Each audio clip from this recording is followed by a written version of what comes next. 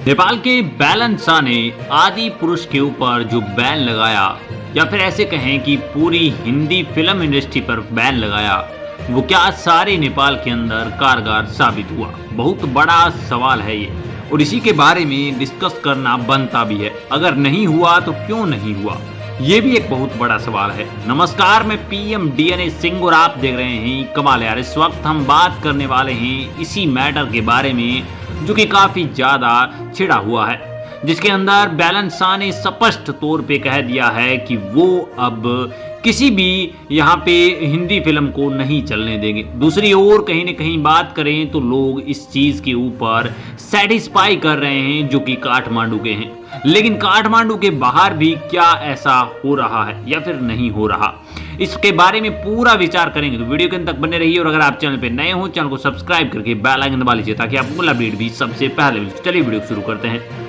दोस्तों, विवाद उठा उसका आपको पता है, जानकी माता भारत की बेटी है। ये बताने की बात नहीं रही है क्योंकि हर जगह वायरल हो चुकी है ये बात, और इस बात के बारे में अब हर कोई जानता है क्योंकि ये जो यहाँ पे डायलॉग यूज किया गया वो बिल्कुल और सरासर गलत था। हम जानते हैं कि जानकी जो कि नेपाल के अंदर जनकपुर के अंदर पैदा हुई थी और राजा जनक की बेटी थी। अब बात करें दोस्तों कि बैलन शाह ने कहा था 3 दिन का वक्त है आपके पास, वरना हम सारी हिंदी फिल्म्स को बैन कर देंगे। लेकिन जब यहाँ पे उसी टाइम एक जवाब आया और उन्होंने कहा कि जो ओम राउत हैं, जो यहाँ पे आदि पुरुष के डायरेक्टर हैं, उन्होंने कहा कि हमने इसको डायलॉग को हटा दिया है। इस बात पर बैलन शाह ने कुछ अच्छी प्रतिक्रिया फिर से नहीं दी। उन्होंने कहा हटाने से नहीं, ये कहो कि जानकी नेपाल की बेटी है तब तो कोई बात बनी, हटाने से कौन सी बड़ी बात हो गई।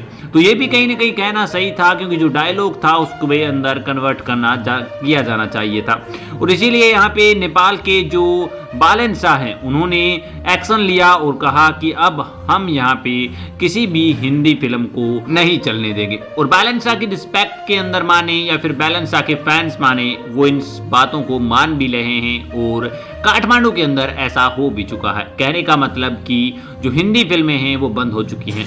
अब बात कर लेते हैं कि क्या सभी जगह हिंदी फिल्में बंद हो चुकी हैं। चिरी बाबू कहते हैं बैलन के पीछे हर कोई जाए ये कोई जरूरी नहीं है। ललितपुर में हिंदी फिल्में न रुके, काठमांडू महानगर पालिका ने आज जो फैसला लिया है भारतीय हिंदी फिल्म प्रदर्शन को रोकने का, वो काठमांडू के अंदर जरूर कारगर साबित है, लेकिन हर जगह कारगर साबित हो ये कोई जरूरी भी नहीं है और प्रतिबंध भी नहीं है। यहाँ पे महानगर पालिका के मेयर बैलेंद्र शाह ने कहीं न कहीं बहुत ज्यादा सख्त फैसला ले लिया है। कहीं न कहीं जो गलती यहाँ पे आदि पुरुष के अंदर हुई थी तो उसे आदि पुरुष तक ही सीमित रखना चाहिए था। बैलन के फैसले का काठमांडू के बाहर कोई असर पड़ता हुआ दिखाई भी नहीं दे रहा है, जबकि देश के अन्य हिस्सों में बिना किसी यहाँ पे अनुमति के या फिर कहें कि बिना किसी अलग तरह के एलिगेशन के भारतीय फिल्में चल भी रही हैं। काठमांडू घाटी के भीतर ललितपुर, भक्तपुर में और जो यहाँ पे भारतीय फिल्में बनी हैं उन पर रोक जरूर लगा दी गई है। ललितपुर के मेयर चिरी बाबू महाराजन का कहना है कि उनकी महानगरीय हिंदी फिल्मों पर कोई प्रतिबंध नहीं लगाया जाएगा और वो सुचारू रूप से चलेंगी।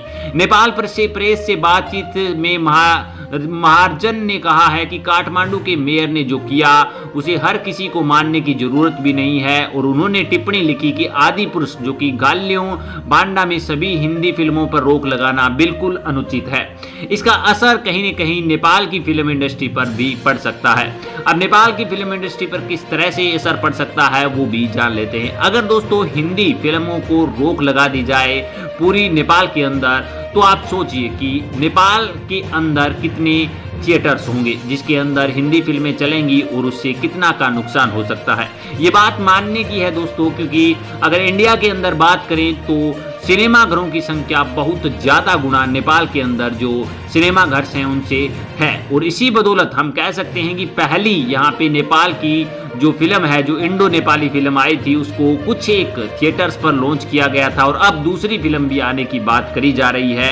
और अगर बैलेंद्र शाह जिस प्रकार से कह रहे हैं उस प्रकार से अगर बात को माना जाए और सारी हिंदी फिल्मों पर रोक लगा दी जाए नेपाल के अंदर, तो आप सोच सकते हैं कि नेपाल के बाद अब भारत भी एक्शन जरूर लेगा और वो भी सारी नेपाली फिल्मों पर रोक लगा सकता है। और अगर ऐसा हो सकता है तो जो पनप रही इंडस्ट्री कह सकते हैं, जो नए वे को यहाँ पे अचीव कर रही इंडस्ट्री अचानक से ठप पड़ जाएगी, जो कि नेपाल के लिए बिल्कुल भी सही है नहीं, क्योंकि आने वाली फिल्में जो कि यहाँ पे नेपाल के अंदर या फिर नेपाल के इवोल्यूशन के अंदर बहुत ज़्यादा बढ़ावा कर सकती हैं। यहाँ पे गलती जो आदि पुरुष से हुई है उसकी सजा हर किसी हिंदी फिल्म को देना वैसे भी ठीक नहीं है। दोस्तों इसके बारे में आपकी क्या राय है, अपने विचार कमेंट सेक्शन में जरूर लिखिए। चलिए आज के इतने रखते हैं, आगे कोई नया अपडेट मिलता है फिर आपके सामने हाजिर होंगे। तो वीडियो को लाइक कीजिए, शेयर कीजिए और अगर आप चैनल पर नए हों चैनल को सब्सक्राइब करके बेल आइकन दबा लीजिए ताकि आपको अपडेट भी सबसे पहले मिल